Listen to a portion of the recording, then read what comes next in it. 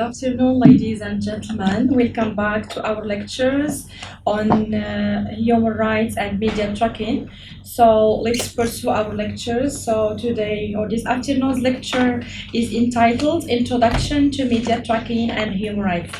We're going to see, indeed, we have been talking a lot about international treaties and institutional frameworks, bodies, regional, non-regional, local organizations, associations that advocate, of course, for human rights, that monitor human rights.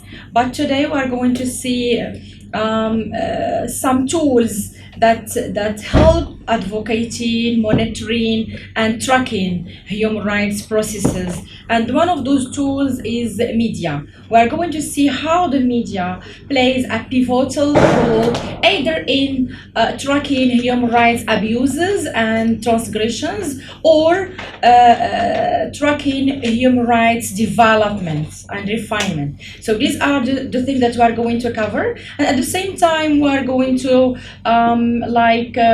assess and evaluate the role of media to see to what extent, for example, we can rely on media, especially these days with this technological era where we have sometimes when we face fake news, okay? At the same time, we are going to see to what extent sometimes we just face stereotypical sort or kind of media, okay? So we are going to cover all these things. So therefore, the objectives of this lecture are the following.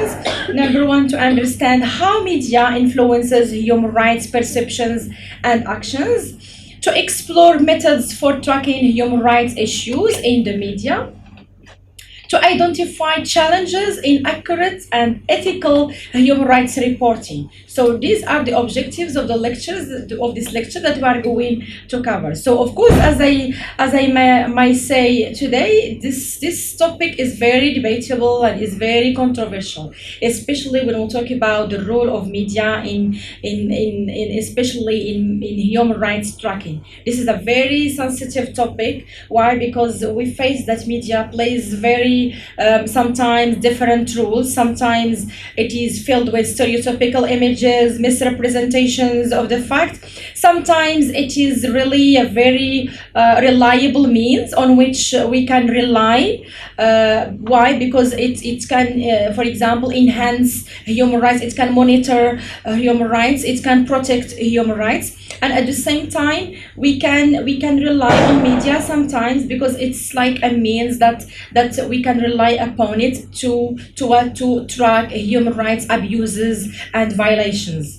Well, so according to Walter Cronkite, so he is a very famous American broadcast journalist, and he devoted himself to human rights tracking. So according to him, freedom of the press is not just important to democracy, but it is democracy. So we have been talking a lot about the right to freedom, freedom of the press, and I told you this morning to underline freedom to expression, freedom to the right to freedom of expression, and the right to liberty, the right to express your opinions freely in a very healthy atmosphere. And this is the thing that even Walter Cronkite, as a very reliable American broadcast journalist, asserts here, is that if we don't have freedom of the press in our country, so we cannot talk about democracy at all. So this is the first thing. If we would like to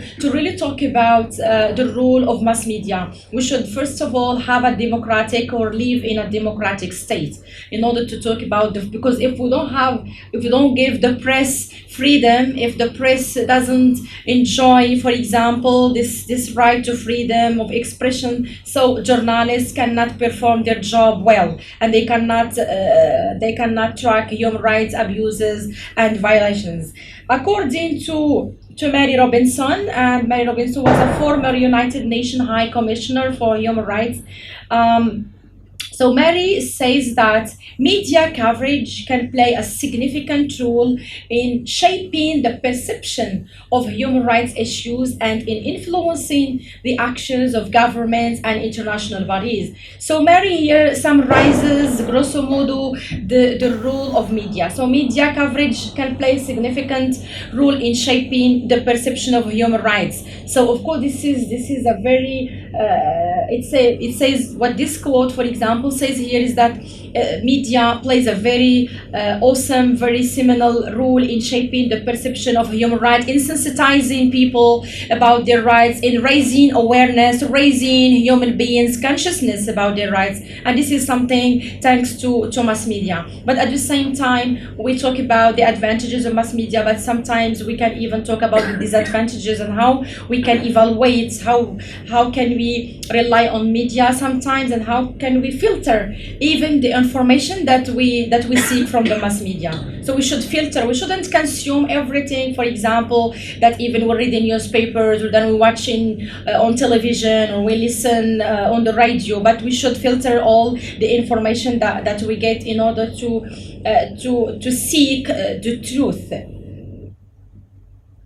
So the first question that we are going, of course, to answer, what is media tracking? What do you mean by media tracking? And this is something related to human rights in our context, since we are dealing with human rights and media tracking.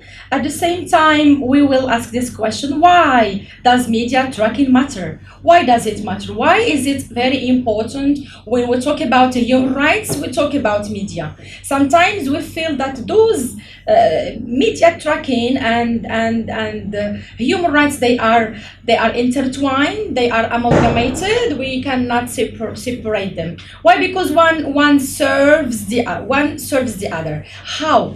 Human rights, of course, in the declaration we have seen that declaration, of course, gives rights to journalists, to people, okay, and they give them the right to expression, the freedom of expression. This is something very important. At the same time, because we have that right to expression, we should express the truth. And we should seek the truth, not seeking fake news, okay? And we should be reliable sources. I'm talking about journalists.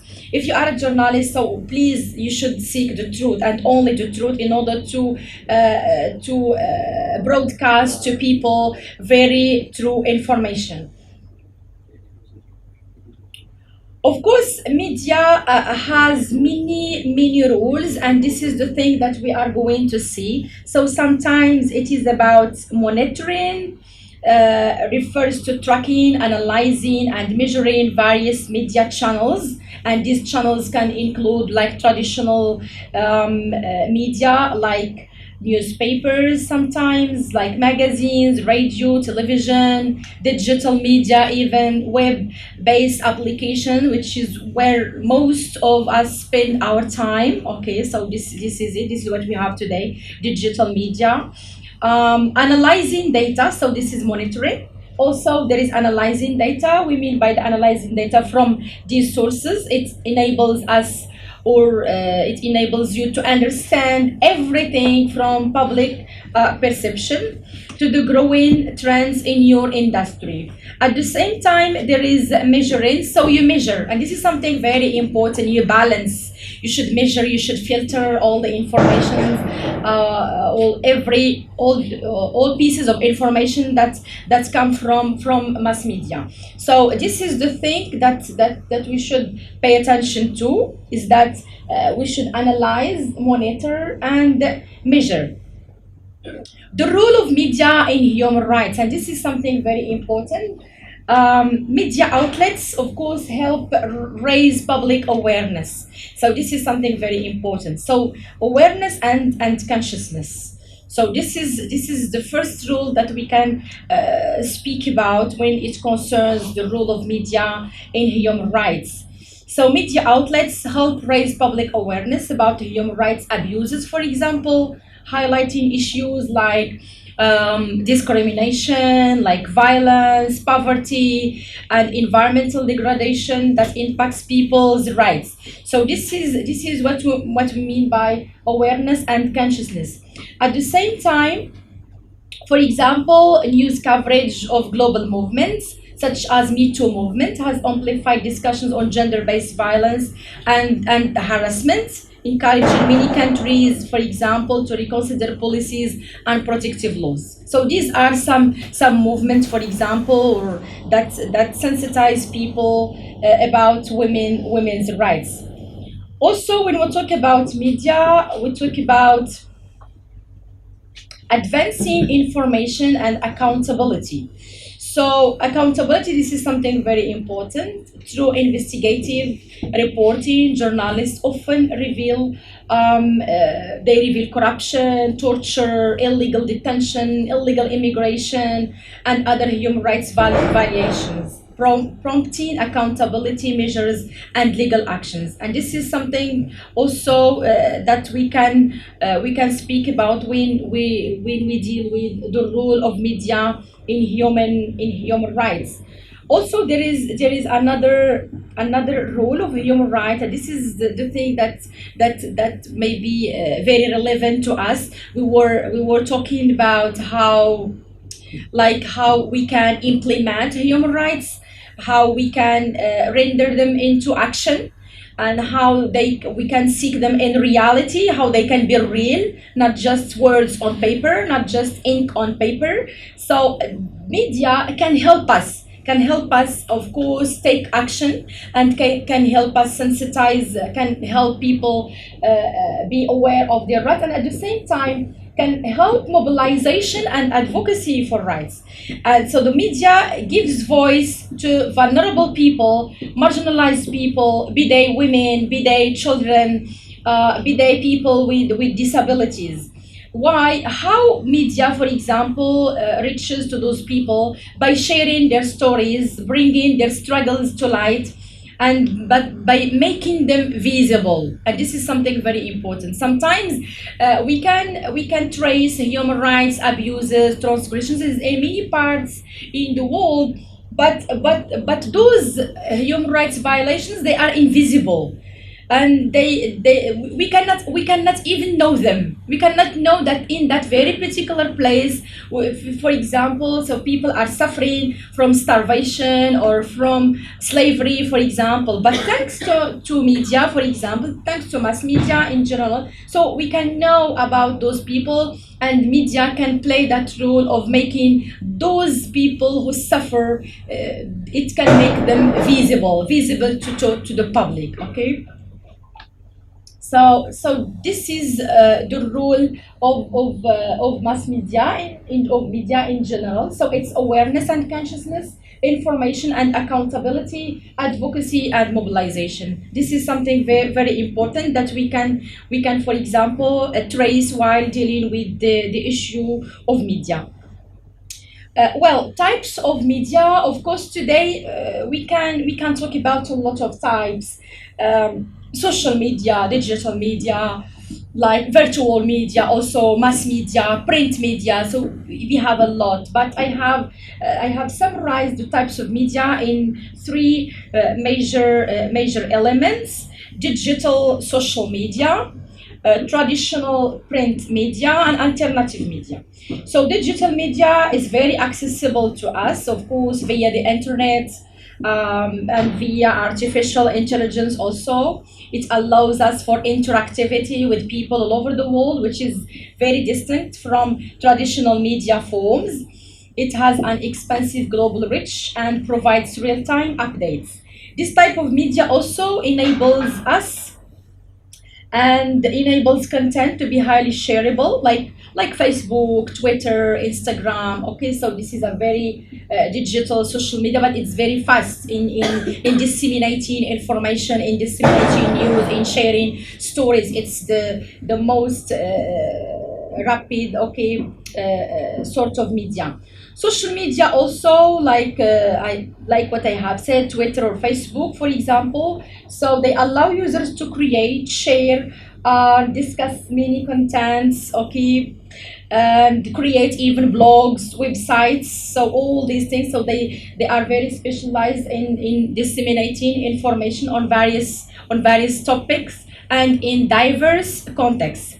Alternative media refers to media that exists outside the mainstream and typically it offers perspectives, it offers voices, and it allows information that is not widely covered by normal people or by large people like corporate media entities. So these platforms in general often focus on marginalized viewpoints like grassroots movements, critical perspectives, dominant social and political issues.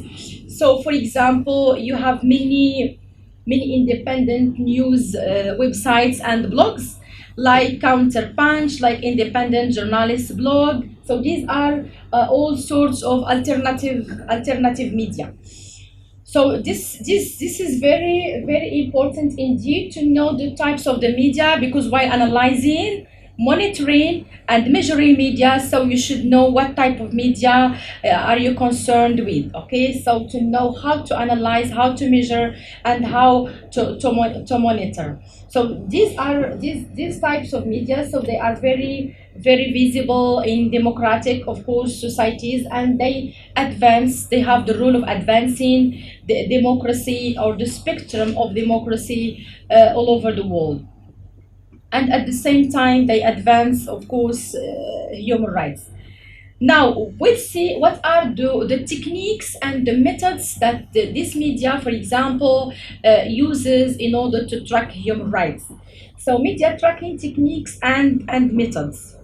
So sometimes the media uses keyword monitoring, which means it involves setting up alerts for specific human rights related keywords, such as human rights, such as freedom of speech, police brutality, torture, slavery. So these are some keywords. They sparkle while these are the techniques, sometimes even at the hidden of any newspaper like journal. So you see human rights in big for example font, and you see, for example, slavery, so to attract the attention, to hook the attention of the people. So these are techniques. So sometimes keyword monitoring, so this is one of the techniques that media is using in order to sensitize people and to hook the attention of people. There is also the geolocation tracking. This is also another rule or another method, another technique that the media is using in order to track human rights abuses. So monitoring, geolocation tracking focuses on monitoring media reports from specific regions, particular areas with a high likelihood of human rights abuses, such as conflict zones. So some students have already spoken about community abuses and community, for example, zones. Then you have conflict zones or regions with political instability. You have already spoken about this issue when you were reacting to the lecture this morning. So some students have already spoken about how they, in some communities, so there is such an abuse. So this is the geolocation. It means they locate human rights abuses and human rights transgressions. So sometimes you have different sorts of human rights violation. It's not when you track, for example, human rights in India, it will not be the same as in Indonesia or Malaysia or any other country all over the world. So this is another technique that media tracking is using in order to trace and to see, okay, to what extent human rights are transgressed. There is something which is very important, and I'm going to show you concrete examples to understand it later on, is the sentimentalist, the sentiment analysis. And this is a technique that is used by media tracking. This is something very important, and sometimes it even sensitizes people to take action and to mobilize. Sentiment analysis can gauge public support or opposition on issues like gender equality, for example, refugee rights. We are going to see, for example, refugee rights and how this sentiment analysis plays a very pivotal role We are going to see an example later on. Freedom of expression, also fact-checking and verification are also essential. And this is another technique. It's fact-checking and verification. This is another technique that is used by media tracking, and it's very important also. It's you verify. This is verification. It's very essential for accurate reporting on human rights issues. And this is something which is very important, and therefore I'm going to explain to you later on how we should filter the information, how we shouldn't consume and imbibe everything, for example, that we see on media, everything that we read on newspapers, but we should have this fact checking. And even within media tracking techniques, so there is this fact checking and verification, and there are many organizations that are very specialized in fact checking and verification, because you see with this global technological era, sometimes we are fraught with information, fraught with news, so we should know what is good to take and what is bad to refute. And this fact checking and verification, they help people, and they help it helps population, of course, to filter the information and to seek authenticity reports. Why? Because authenticity is something very, very important before sharing or before even acting on them. Because sometimes you may face like fake news that in that area, for example, there is human rights abuses, but it's not true at all. So you should use fact-checking and verification to seek authenticity and to seek the truth. This is something also very, very, very crucial to cross-reference, of course, sources. Well, so media and critical thinking, this is also something which is very important, I do believe. So you see, mass media breeds mass deception sometimes, and you see how media breeds people. So sometimes you should have that critical thinking to just filter the information, and to know what is relevant and what is irrelevant, what is suitable and what is not suitable. We do recognize that media plays a crucial role in sharing public opinions, for example, in sharing public perception and influencing societal norms, making critical thinking very essential skill in today's information. Why? Because today we have a lot of information. We are even invaded by information. We are invaded by a lot of news. But we should seek, that's fact checking, and we shouldn't imbibe everything that we see, for example, in mass media. But we should filter. Of course, there are many strategies that we can rely on in order to of course filter the information, and there are many associations that we can seek, like the American Psychological Association, for example. This association emphasizes the impact of media framing on public opinion. There is also news literacy. This is also another organization, and there is the fact check organization, which advocates for cross-referencing multiple sources, to just see if the information is true or not. And this is a strategy indeed. And this is among the strategies that we are going to see. Sometimes if you read an article on a newspaper, or sometimes if someone sends you a message, for example, via WhatsApp, claiming that there is maybe a child abuse in somewhere, so you should verify this news, and this piece of news, and you should seek multiple resources, not just one single resource, in order to check the information if it is true or not. And this is also something which is very, very, very important. So this is media critical strategies and evaluation. So you see cross-reference sources. So you assess the evidence, even if you find, for example, evidences, but you should assess, you should evaluate. You shouldn't just, well, this is the Independent, so when I read the Independent, it's 100% true. No, but we should, of course, assess the evidence, evaluate. So evaluation, assessment, this is something very, very needed and very demanded. Reflect on emotional reactions, and this is something also very, very important. There is also check educational resources or digital literacy. Educational resources, they are most of the time they are reliable, so we should of course check them in order to see if the news or if the information we are reading about is true or false or is fake. So these are some media critical strategies evaluation that we can, for example, use in order to see if the information is true or not. Well, so those are media tracking organizations. I have talked about the fact check, and this is an organization also, and this organization is specialized in filtering the information and to seek the credibility of information. This is something very important.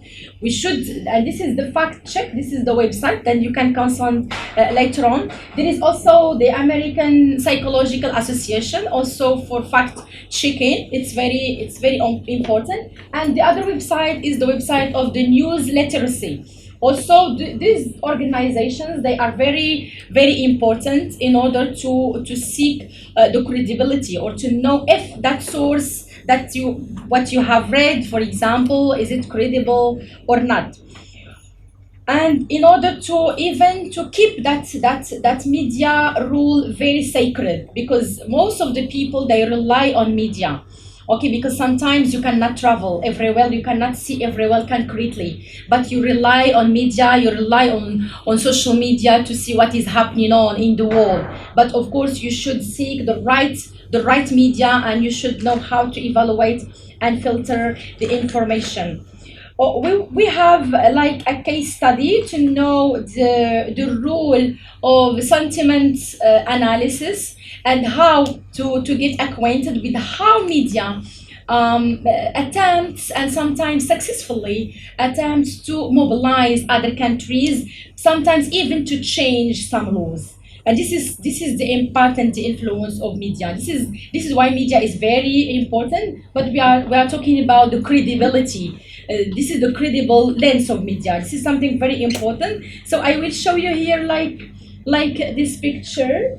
So I don't know if you are familiar with Alan Kurdi, a Syrian boy whose body washed ashore in 2015, sparked widespread compassion and prompted policy responses in favor of accepting more refugees. And this is something which is very important. You see to what extent this sentiment analysis, because when you see even this picture, when you see this picture, you just feel pity. Okay, and you see that this is human rights abuse, but at the same time, it's more than human rights abuse. It's child abuse. So you see, and when the media, some, not all of them, when the media, of course, describes this scene, so it relies on the technique of sentiment analysis, and that sentiment analysis on social media platforms has revealed to public opinions, and has even shifted the response of public opinions about this image of Alan Kurdi. And from that time, even thanks to this image, and thanks to those journalists, for example, who have used this sentiment analysis in tracking this child abuse or this sort of human rights abuse, so they have successfully managed to urge other countries to accept more refugees. And this is something very important. It's a concrete example of how the media is playing a very important role.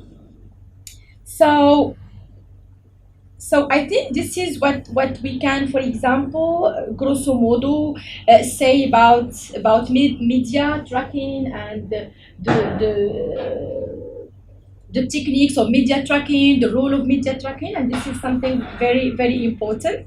So we will have some time to do the workshop. So I think that in conclusion, so we can say that the role of media in human rights advocacy is foundational to the protection of democracy. So media is very important, and if media is granted the right to freedom of expression, so media will of course perform the role well, and this is something very important. Why media matters? Because it raises awareness, because it holds even power, and sometimes we claim that the fourth power or the fourth authority in any country is what is it? What is the fourth authority? It's the media or journalism. Okay, so this is the fourth authority in any country. So this is it. It's journalism. So it holds power. Okay, and it also it is very important because raising awareness, holding power accountable, and amplifying marginalized voices. So media enables for a more just society where human beings or human rights are respected and protected. But if we would like to just enjoy that rule of the media, we should give media, okay, the right to freedom of expression. So this is something very, very important. This is how we can, for example, conclude, and we should guarantee the safety for journalists and independence from undue influence, okay, and from even political pressure and suppression. This is something also that we should guarantee to our journalists wherever they are, because they are doing very, very great job, and sometimes even they are sacrificing their lives to just disseminate information and to provide us with information and truth. Well, so this is the workshop. I will give you like a handout. It's an excerpt um,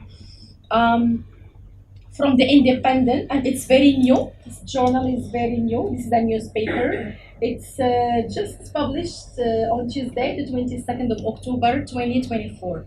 So you will read this excerpt, and you will reflect as such. What steps can we take to avoid falling for fake news? How does fake news affect public opinion on important issues like human rights, for example? And how can critical thinking skills be applied to social media? So you will read this excerpt.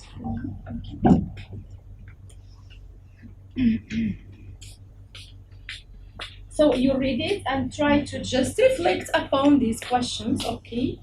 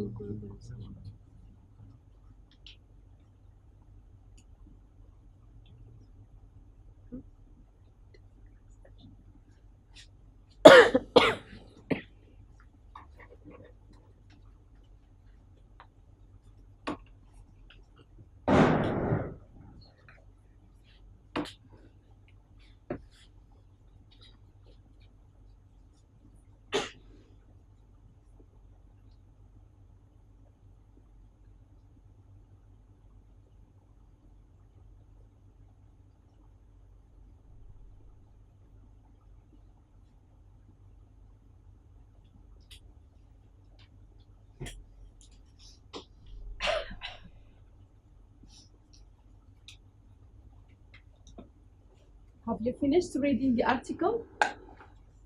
Use the microphone.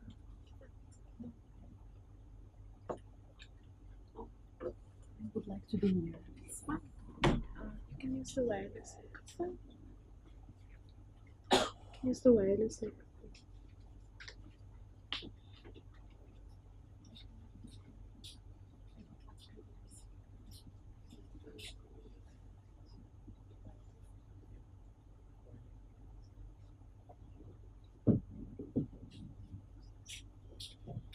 Okay, have you finished reading the article? Yes. Okay, so let's discuss. So, what is the general idea of this article? So, you see, the title is very okay. in a world of fake news, our leaders must restore trust. But it's not about leaders, but it's about how we can trust, okay, the media. What are the techniques that we should follow in order to seek trust and to seek the truth at the same time? Yes. So what is the general idea? What is it about? Yes. It's about critical thinking skills. Yes, there is this question also. Critical thinking skills.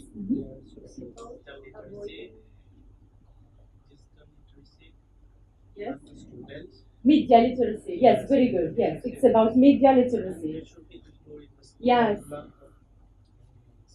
Yeah, exactly. So it's like, and at early age we should engage and integrate media literacy into our schools, primary schools, into our universities. Okay, to just show students, so show people how they can filter the information. Yes, media literacy. So this is something very important because many people, so they follow the media but they don't even understand it. Sometimes they believe anything they read, even in WhatsApp groups, for example, Instagram, Facebook. They believe anything. They are very naive people. So of course, in order to acquire this critical thinking, so we should engage and we should integrate media literacy into our schools and our universities. Yes. What else?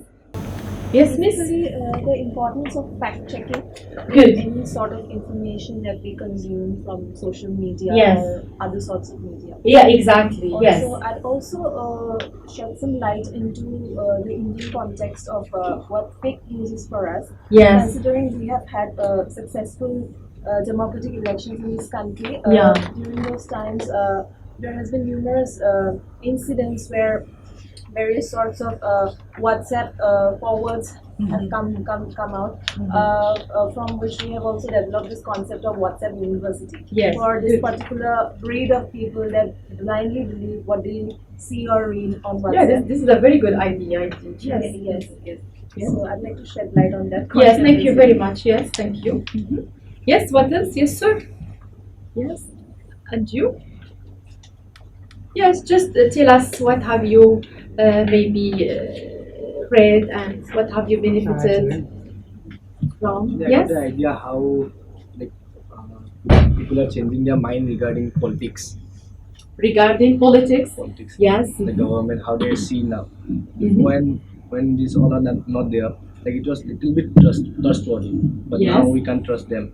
Yes, And exactly. Trump victory about Yes, this is something very important because sometimes even the press, it serves, unfortunately speaking, the political agenda, and this is what this journalist, for example, disagrees upon. That we should filter the information because sometimes we cannot trust the press 100%, and we should use the fact checking. We should use also multiple resources in order to just see if we can trust that journalist or not, in order to filter the information and in order to seek maybe trust resources. Yes, all right. Yes, miss. Yes.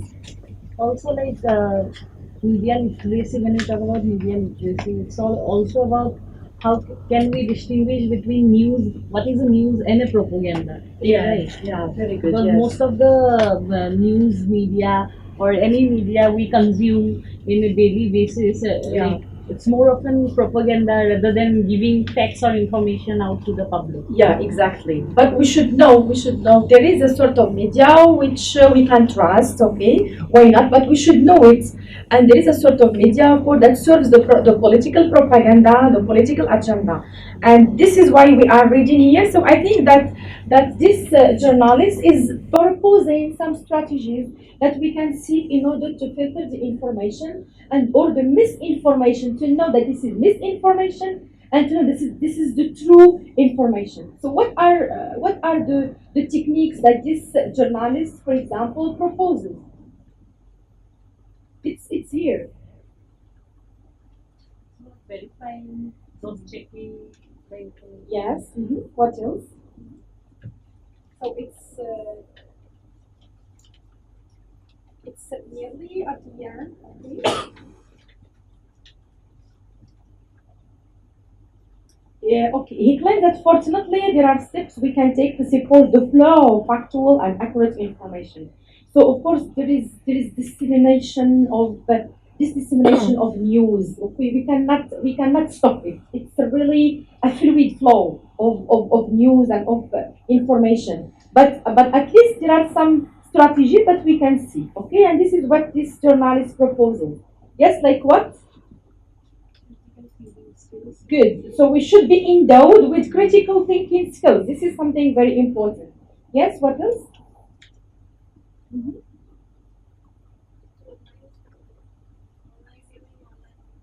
Sorry? Yes, reviewing online. Yes. All right. What else? Yeah, to revise the curriculum. So these are techniques. Yes. What else? Oh, what does he say about education? He has mentioned education somewhere. Yes. What does he say?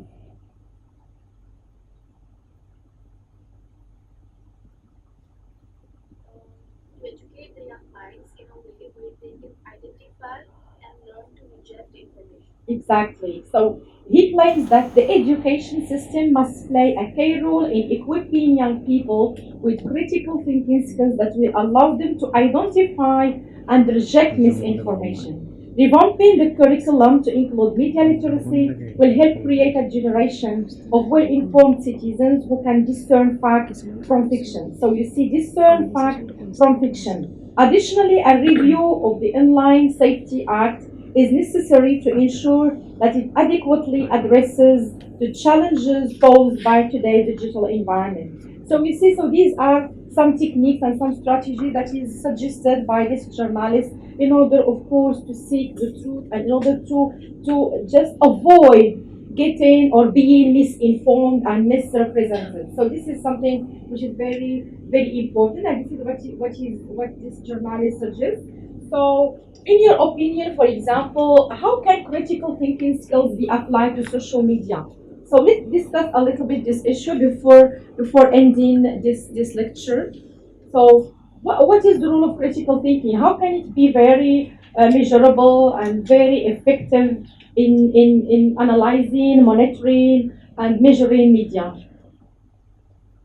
How can we apply? You have talked about critical thinking skills. Yes, this is something very crucial, but how can we apply it? How can we use it, especially in academia, for example? Do you have any idea? Yes, yes, sir. Can put some stories. Mhm. Can put some stories. Creating stories, sharing stories with people. Yes. Can you give us example? For concrete examples? A moral story regarding media, Yeah. books.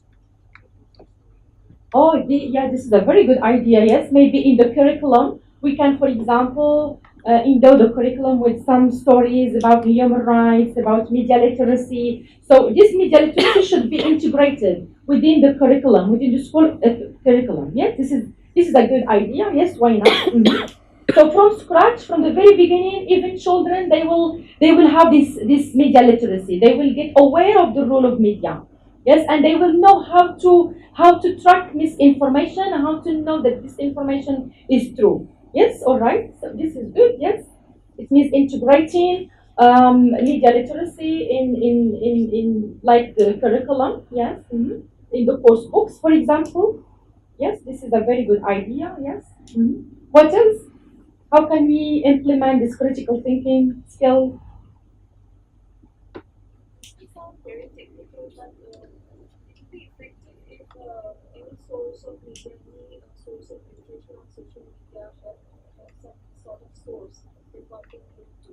Yes.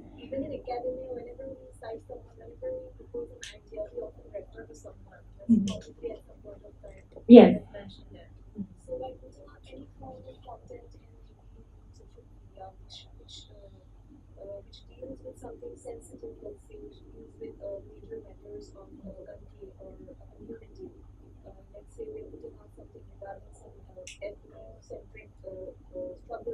Mhm.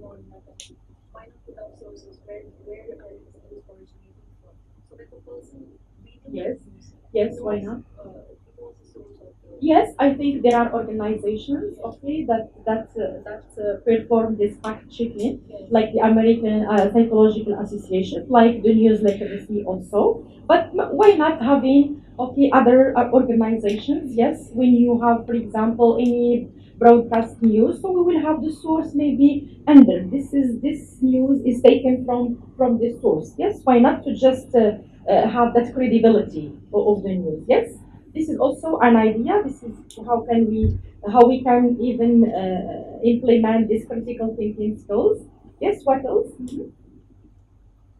Do you have any other suggestions? Yes, what can you propound?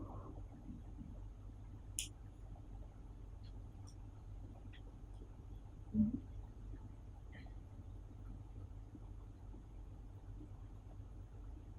can be some workshops as such also. Yes, such this workshop, for example. Yes, this is also about media literacy.